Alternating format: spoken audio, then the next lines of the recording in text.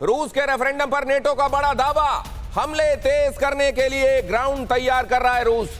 कब्जे वाले इलाकों को अपना घोषित करेगा। रेफरेंडम के बाद पुतिन कहेंगे हमारी धरती पर हमला हुआ, दुनिया को सावधान रहना होगा, जेम्स स्टोल्टनबर्ग ने कहा।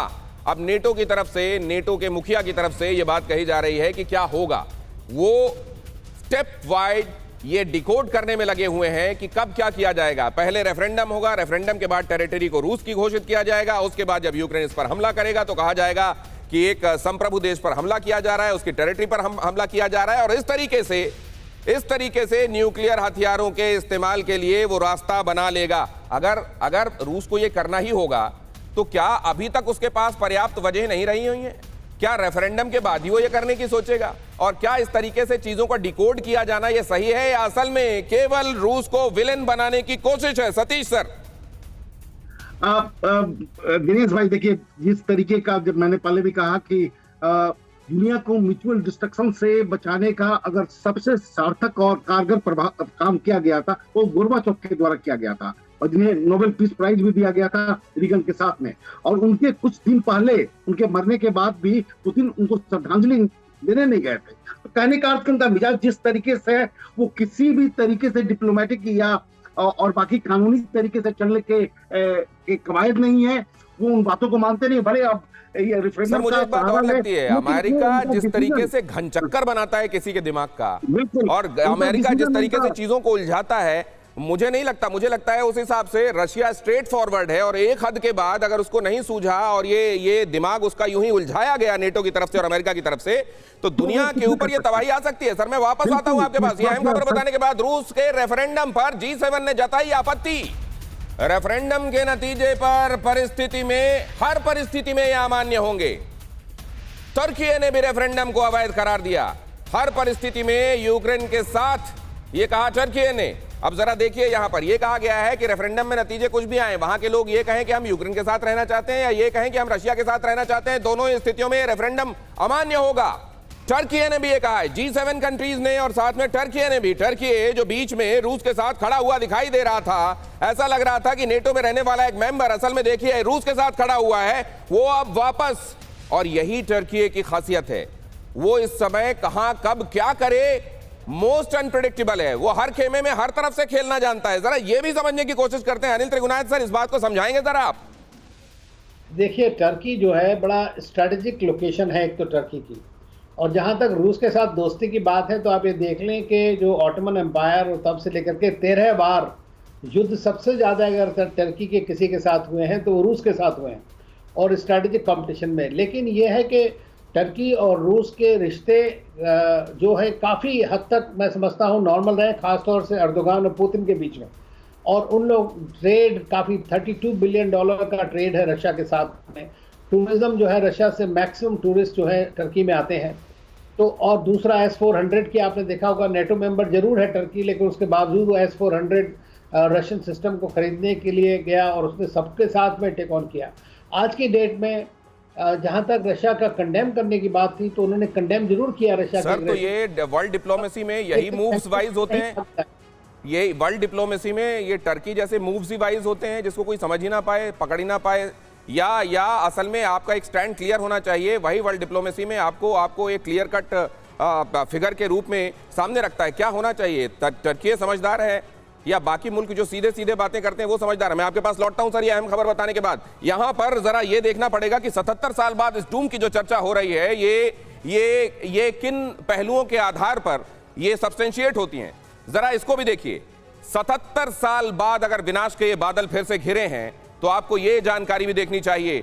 यहां पर अगर आप 21 सितंबर और 23 सितंबर के बयानों पर और कही गई बातों पर आप उनको गौर करें।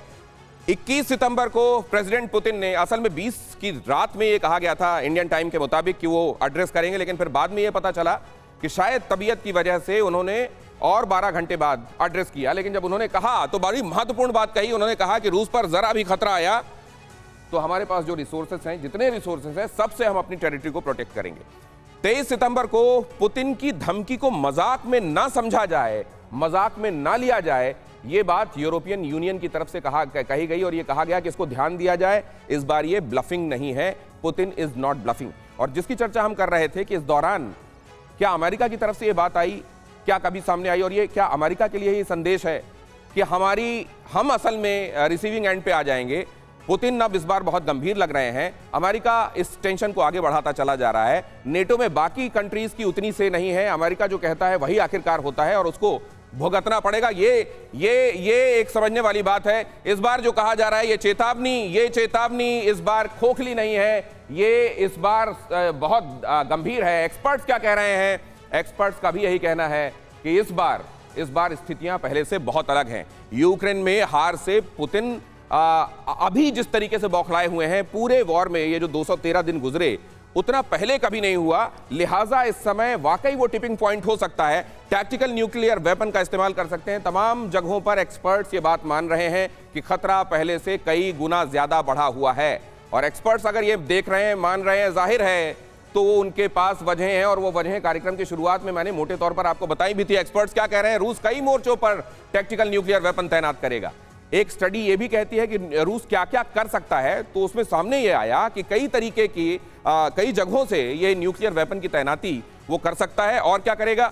टैक्टिकल न्यूक्लियर वेपन की ताकत के संदर्भ में आंका ये गया है कि ये 0.3 किलोटन से 100 किलोटन तक ये विस्फोट किया जा सकता है, क्योंकि आप जानते हैं टैक्टिकल जो न्यूक्लियर वेपन होते हैं वो कंपैरेटिवली छोटे होते हैं, जो स्ट्रैटेजिक होते हैं वो बड़े होते हैं। टैक्टिकल न्यूक्लियर वेपन से किसी खास जगह को टारगेट किया जाता है, और जो स्ट्रैटेजिक होते हैं उससे किसी बड़ी जगह को टारगेट किया जाता है और उसमें बड़ी तबाही होती है। लेकिन ये टैक्टिकल भी किसी एक चीज को एस्केलेट करने के लिए, ट्रिगर करने के लिए काफी है। रूस के पास 2000 एटमी टैक्टिकल वेपन एक्टिव हैं, ये भी एक रिपोर्ट बताती है। और ये भी कि ये अमेरिका ने हिरोशिमा नागासाकी में परमाणु बम गिराए थे और अमेरिकी परमाणु हमले में 1.5 लाख लोग मारे गए थे। अगर रूस ने परमाणु बम गिराया तो सिमुलेशन बताता है कि ये बहुत बड़ा खतरा होगा और ये करोड़ों लोगों की मौत का बायस बनेगा।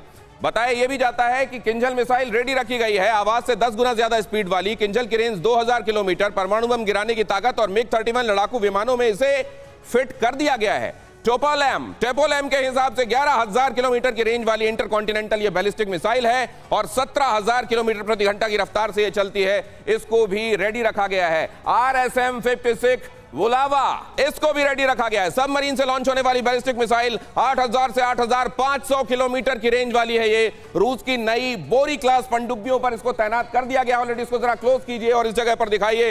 ये सबमरीन से लॉन्च होने वाली बैलिस्टिक मिसाइल है और ये 8,000 से 8,500 किलोमीटर की रेंज इसकी है। रूस की नई बोरी क्लास पनडुब्बियों में इसको ऑलरेडी तैनात किया गया है। हर पनडुब्बी 16 मिसाइलें ले जाने में सक्षम है। तो जमीन से, हवा से और समंदर के भीतर से न्यूक्लियर वेपन्स को तैयार रखा गया है। टैक्टिकल न्यूक्लियर वेपन रेडी है, लेकिन साथ में अगर म्यूचुअल अश्योर्ड डिस्ट्रक्शन की तरफ बात जाती है तो स्ट्रेटेजिक वेपन्स भी रेडी किए गए हैं।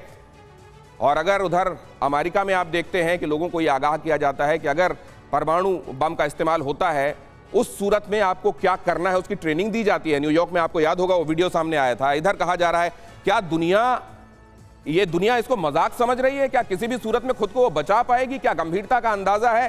जनरल चौधरी, ये मैं समझना चाहता हूं कि इस सब के बीच में इंसान के तौर पर भी कोई सोच रहा है कि उसके बाद क्या होगा, धरती पर क्या बचेगा?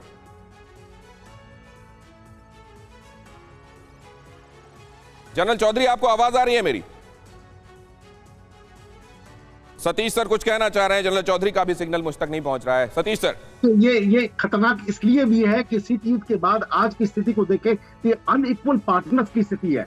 जितने भी बाकी चीन हो, चाहे रूस हो, चाहे नॉर्थ कोरिया हो, तीनों ऐसे देश हैं जिनके पास न्यूक्लियर हथियार है और उनके न्यूक्लियर सिद्धांतों की अगर चर्चा करें तो अनिल जी ने बिल्कुल सही कहा कि ये अपने क्षेत्राधिकार को बचाने के लिए, सोवरेनिटी को बचाने के लिए किसी हद तक जा सकते हैं। तो उनके न्यूक्लियर डॉक्ट्रिन में कॉन्ट्राडिक्शन है और जिस तरह की परिस्थितियां आज बनकर तैयार हुई हैं उसके आधार पर टैक्टिकल न्यूक्लियर वेपन का यूज पुतिन कर सकते हैं और उसका स्पाइरल इफेक्ट होगा और फिर वो रुकने वाला नहीं है। फिर ये स्पाइरल इफेक्ट हुआ तो एक से दूसरा ये फिर रुकने वाला नहीं है।